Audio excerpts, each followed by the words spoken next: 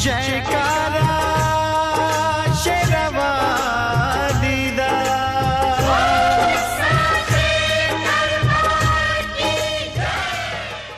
ओम गंगणपतये नमः।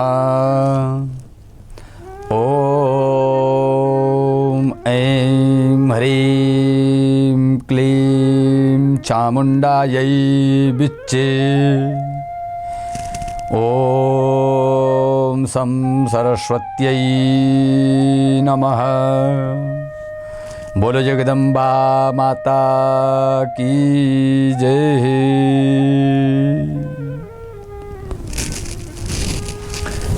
परम्बा भगवती की असीम अनुकंपा से,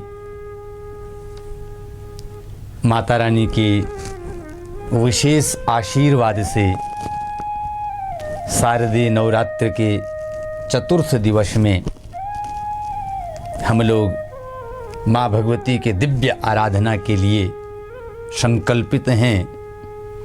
आज चतुर्थ दिवस में माँ भगवती के कूष्मांडा रूप का पूजन होता है।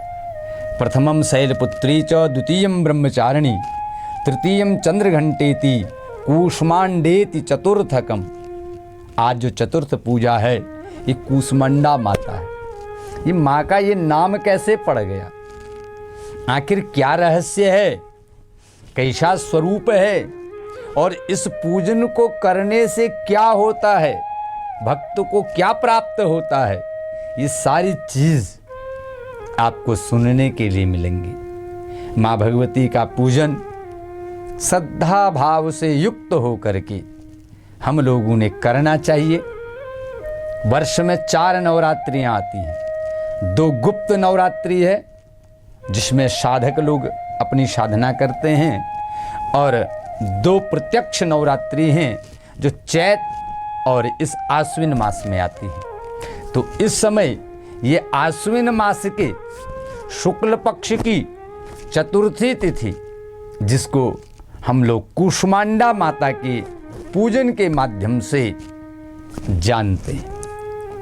तो सर्वप्रथम कूष्मांडा माता का जो ध्यान है, माँ के लिए कौन सा ध्यान कहा गया है, तब कहते हैं सुरा संपूर्ण कलशम रुधिराप्लुतमेव च दधाना हस्तपद्माभ्यां कूष्मांडा शुभदास्तु मे।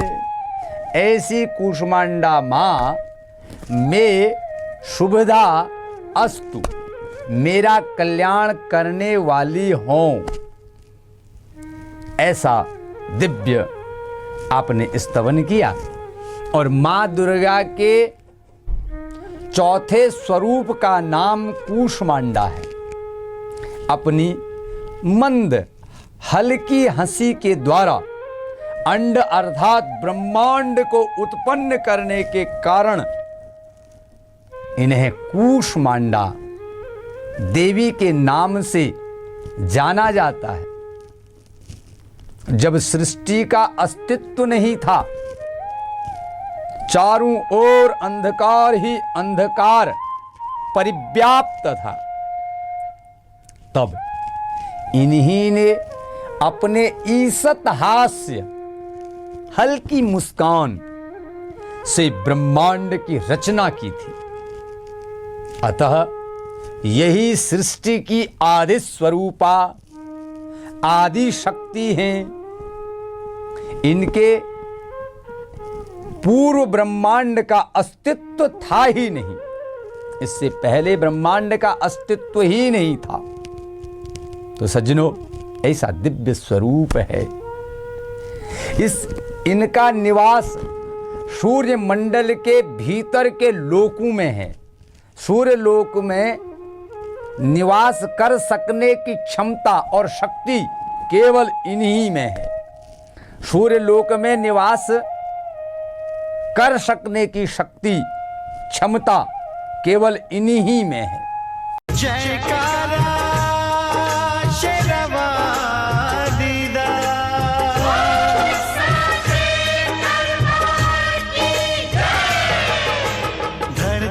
गगन में होती है तेरी जय जयकार हो मैया, ऊंचे भवन में होती है तेरी जय जयकार। धरती गगन में होती है तेरी जय जयकार हो मैया। जयकारा शेरवा दीदा,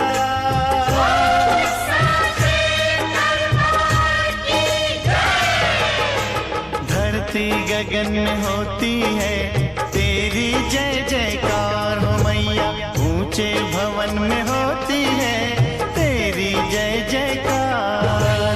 धरती गगन में होती है तेरी जय जयकार हो मैया। जयकारा शेरवा दीदा,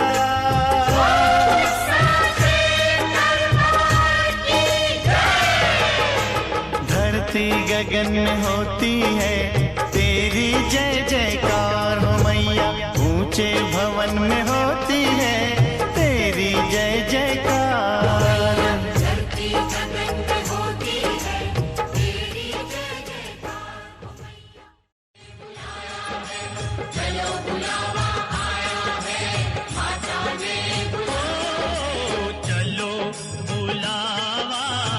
आया है, चलो बुलावा आया है, माता ने बुलाया है। चलो बुलावा आया है, माता ने। इनके शरीर की कांति और प्रभा भी, इनके शरीर की कांति और प्रभा भी सूर्य के समान ही देदीप्यमान भास्वर है। इनके तेज की तुलना इन्हीं से की जा सकती है, अर्थात इनके तेज की तुलना इनके अलावा किसी चीज से नहीं की जा सकती है। न रूप का अलंकार यहां पर काम आएगा, न उपमा अलंकार यहां पर काम आएगा। इनके रूप की जो तुलना है बस इन्हीं से की जा सकती है।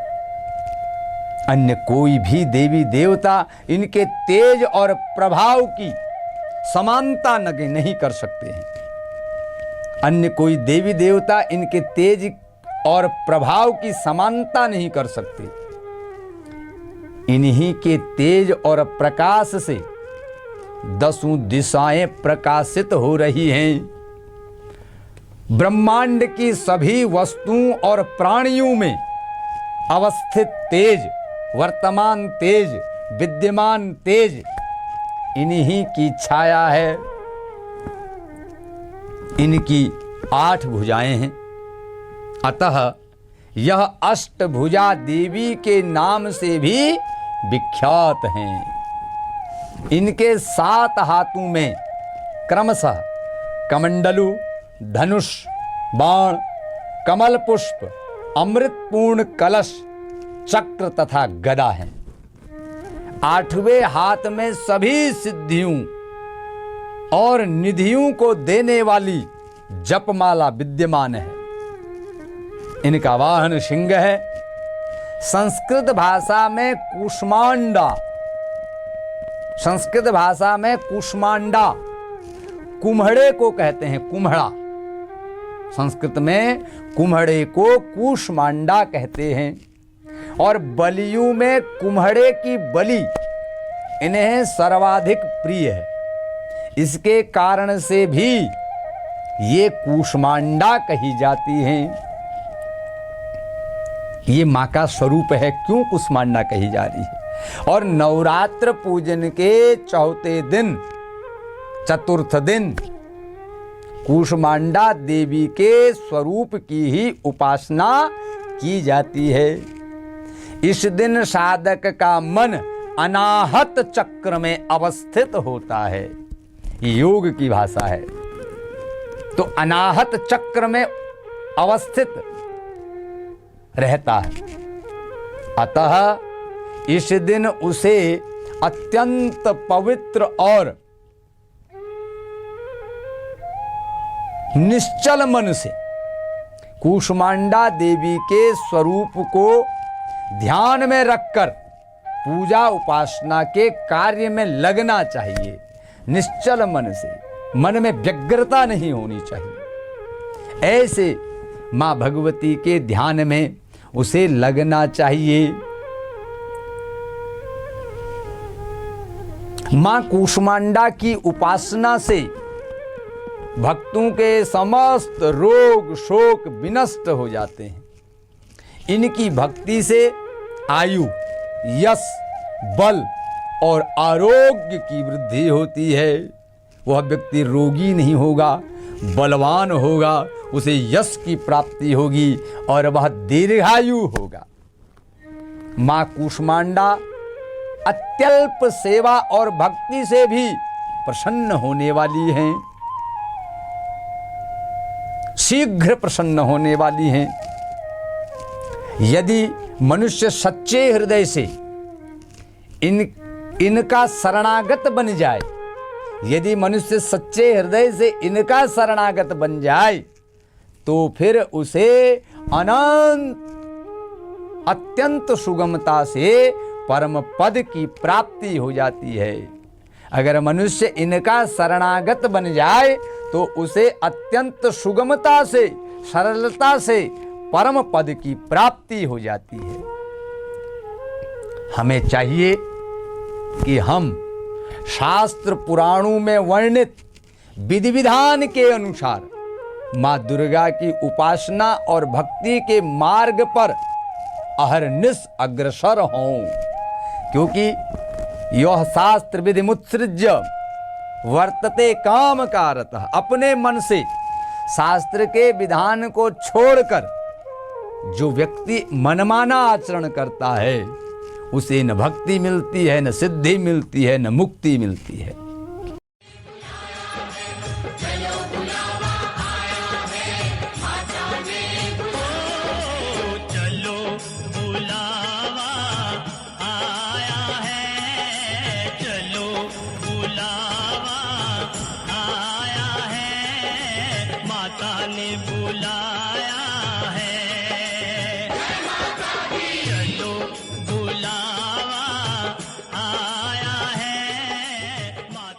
जयकारा शेरवा दीदा,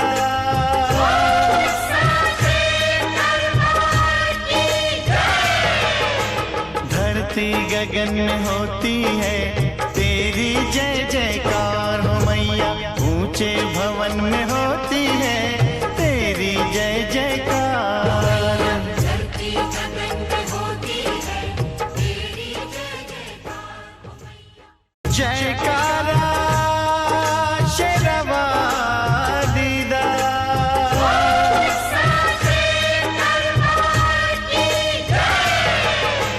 धरती गगन में होती है तेरी जय जयकार हो मैया। ऊंचे भवन में होती है तेरी जय जयकार। धरती गगन में होती है तेरी जय जयकार हो मैया। जयकारा शेरवा दीदा,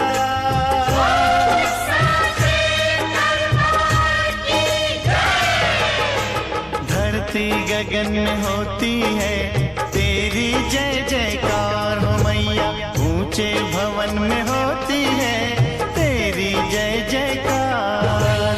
धरती गगन में होती है तेरी जय जयकार हो मैया। माँ के भक्ति मार्ग पर कुछ ही कदम आगे बढ़ने पर भक्त साधक को उनकी कृपा का सूक्ष्म अनुभव होने लगता है।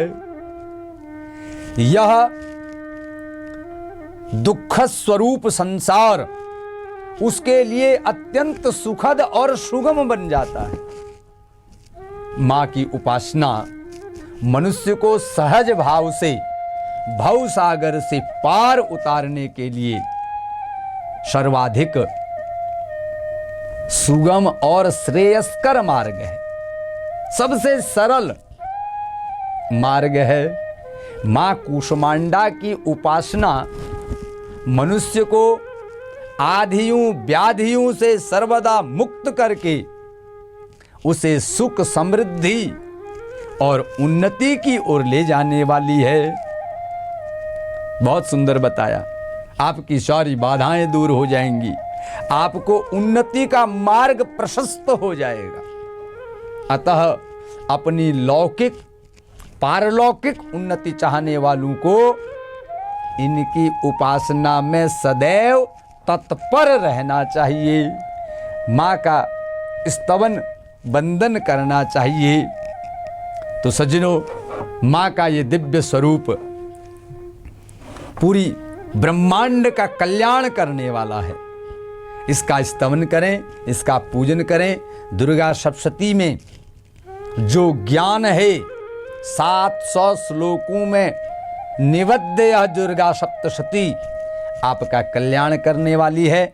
अपने घर में ब्राह्मण को बुला करके दुर्गा सप्तशती का पाठ कराएं, अथवा अपने नाम का संकल्प लेकर के किसी मंदिर में दुर्गा सप्तशती का पाठ करने का आग्रह विद्वान ब्राह्मणों से करें। इस प्रकार आप इस विधि को कर सकते हैं और माता रानी का श्रेष्ठ आशीर्वाद प्राप्त कर सकते हैं। नवरात्रि के इस परम पावन शुभ अवसर पर आप ये कर्म जरूर करें। अपने घर में प्रातःकाल शुद्धता पूर्वक स्नान ध्यान इत्यादि करके माता रानी का सुंदर फोटो, मूर्ति या जो भी आप विग्रह भगवती का सजाएं, उनको सजाएं, कलश स्थापन करें, ज्योति वहाँ पर प्रज्वलित करें, घी की ज्योति प्रज्वलित करें, तिल के तेल की ज्योति प्रज्वलित करें और उनके सामने बैठ करके माता का धन्यवाद करें। हे माँ, इतना सुंदर शरीर, इतनी सुंदर व्यवस्था आपने मुझे प्रदान की है। मेरा मन आत्म कल्याण, परिवार के कल्याण, समाज के कल्याण में लगे। और जब आत्म कल्याण होगा, परिवार का कल्याण होगा, समाज का कल्याण होगा, तो अवश्य विश्व का कल्याण हो जाएगा। हर व्यक्ति ऐसा सोचे तो किसी प्रकार की वैमनस्यता संसार में व्याप्त नहीं होगी। सब एक दूसरे के पूरक होंगे, सब एक दूसरे के रक्षक होंगे, कोई एक दूसरे का भक्षक नहीं बनेगा। मनुष्य मनुष्य का भक्षक बन जाए, कितनी बुरी बात है। तो सज्जनों, मन को एकाग्रचित करके इन साधनाओं को अवश्य करें। आपका कल्याण होगा, आपके परिवार का कल्याण होगा और धर्म की वृद्धि होगी। समाज में यश मान प्रतिष्ठा आप प्राप्त करेंगे।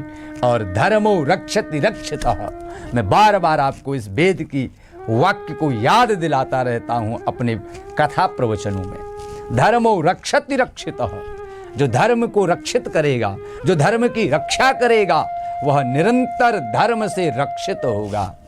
अधिक न कहते हुए मैं चैनल के माध्यम से आप तक ये बात पहुंचा रहा हूं और अनंत श्री शिव शक्तिपीठ एवं संस्कार शाला आश्रम में इस धार्मिक गतिविधियों को हम लोग निरंतर करते रहते हैं।